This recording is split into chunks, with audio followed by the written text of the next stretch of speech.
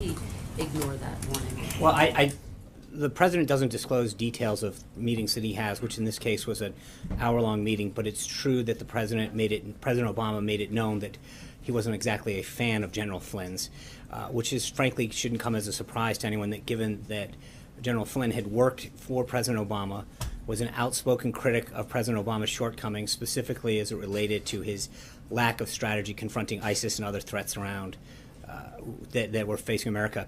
So the question that you have to ask yourself really is, if President Obama was truly concerned about General Flynn, why didn't he suspend General Flynn's security clearance, which they had just reapproved months earlier? Additionally, why did the Obama administration let Flynn go to Russia for a paid speaking engagement and receive a fee? I mean, there were steps that they could have taken that, if that was truly a concern, more than just a person that had bad blood. And I want to follow up on a couple of points because you raised the security clearance. But before that, if a sitting president raises the name of one individual, why wouldn't that give the president-elect pause? I understand what you're saying, the caveats about the fact that he campaigned against Hillary Clinton, etc. But wouldn't that give the incoming president pause? Well, I think I don't know that I agree with your characterization. He made it clear that he wasn't a fan of his, and I don't think that should have come as a surprise, considering the role that General Flynn played in the campaign, criticizing his. You didn't give him any pause at all.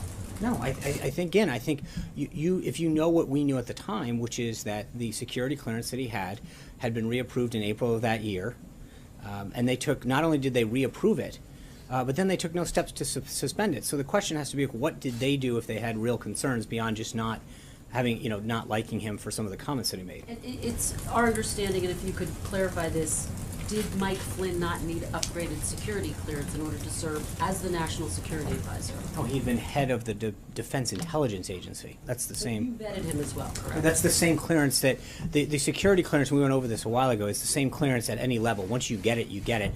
For the time that you had, he had his reinvestigation in April of 2016, and the Obama administration took no steps. Not only did they reaffirm that security clearance, they took no steps to suspend it or take any other action. But did you not vet him yourselves? Well, you don't vet on a security clearance. That's why you get a security clearance. Everyone in the government goes through the same process. So the answer is that that same process worked for General Flynn as it did for me or for anyone else who works here.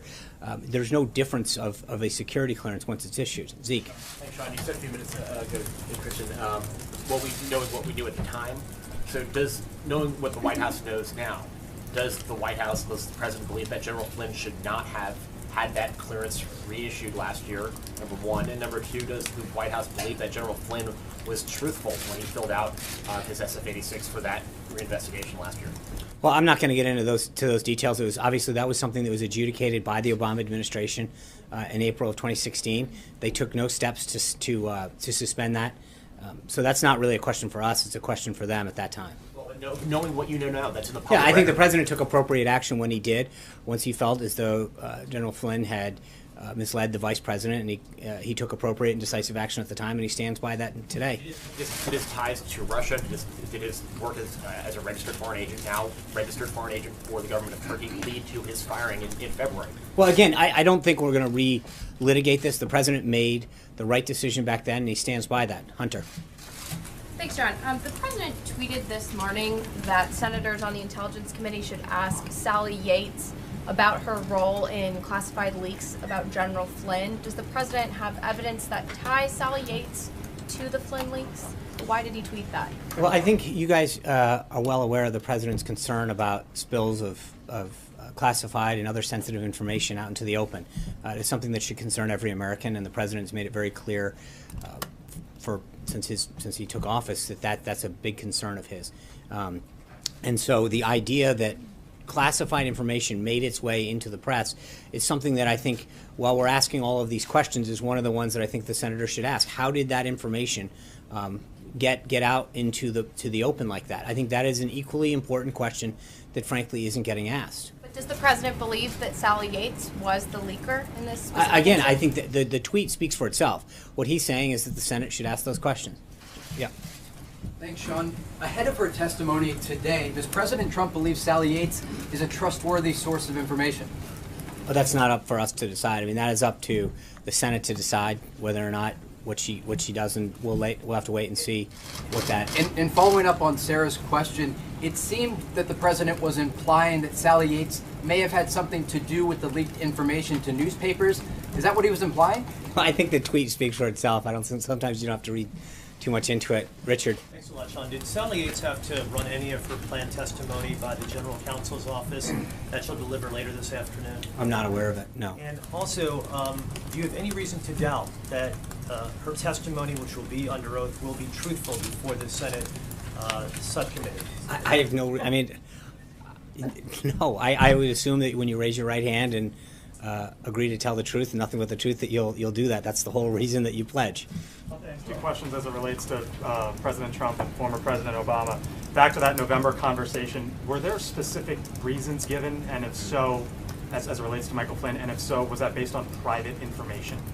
I don't know the answer to that. I know that, like I said, he passed along exactly what I mentioned to Kristen at the outset, and that's all. Sean, secondly. Michael. Two clarifications. On the signing statements, broadly, not just the subject of the HBCUs, are you saying that the president was not aware of the details of that very long signing statement? It was just something done at OLC and No, that's not, I'm sorry. I'm just clarifying. Yeah. No, the president's obviously aware of what happened. The question that was asked is, it is a process. It is happened for administrations going back, generations, I'm sure. I don't have this precise nature of when signing statements came into being, but this is a normal pro forma piece that goes along with a bill signing to make sure that the executive branch's intent is as understood. But a lot of the things that were in that signing statement were things that were essentially carryovers from things that Obama had also objected to, and so. But the president and the senior staff here was aware of what those things were and approved those things being in the signing statement. Okay. Second question on the Flynn and the security clearances. You guys have made, both from the podium here and also the president made a big deal of this question of the Obama people gave him the clearance or re-upped the clearance earlier. Are you suggesting now, knowing what you guys know with hindsight and whatever, are you saying that they should have, you believe that the Obama administration should have denied him his clearance back in April based on the information that you're now aware of, connections with Russia, et cetera, et cetera? Are you suggesting that they should have denied it? No, what I'm suggesting is that you can't have it both ways. The folks who are coming out and saying Obama, expressed some concern about Flynn. Well, number one, it was pretty expected. This is a guy who was very outspoken in his criticism of President Obama's policies. So the idea that President Obama, didn't like the guy doesn't seem shocking. But the point that you have to ask yourself is, if the Obama administration, or under the Obama administration, if they reissued one of the highest security clearances that you can get, knowing what they knew then, and then didn't do anything to take a proactive steps to suspend it in any way, shape, or form, the question you have to ask yourself is, if they were concerned, why didn't they take any steps? They're the ones who had, at that point, all the access and all the knowledge to everything that was on his SF-86 security clearance, not us. So if President Obama, or anyone else, frankly, in the government, was concerned, the question should be asked, what did they do? And if nothing, then why not, if they really truly were concerned? I think that is a fair question. Dave. Over the weekend, North Korea detained a fourth U.S. citizen. Are you concerned that they're trying to escalate tensions even further? Do you consider these Americans hostages? And what are you doing diplomatically, back channel or otherwise, to try and get them released? Yeah, obviously this is concerning. We're well aware of it, and we're going to work through the Embassy of Sweden that has a facility in North Korea, or an embassy in North Korea, through our State Department to seek the release of the individuals there. But I would refer you to the State Department on that. Sean, thanks very much. Just to follow up on your answer on Afghanistan, you mentioned ISIS, but you didn't mention the Taliban. Should we read that to mean that the focus will be on ISIS? No, it's to defeat both the ISIS and Taliban. It's to make sure that we put our national security interests first and defeat all of those folks that seek to do us harm. Are you willing to negotiate with the Taliban? I think right now the whole point of this is the president is receiving a plan and guidance from his national security team, as he had asked for.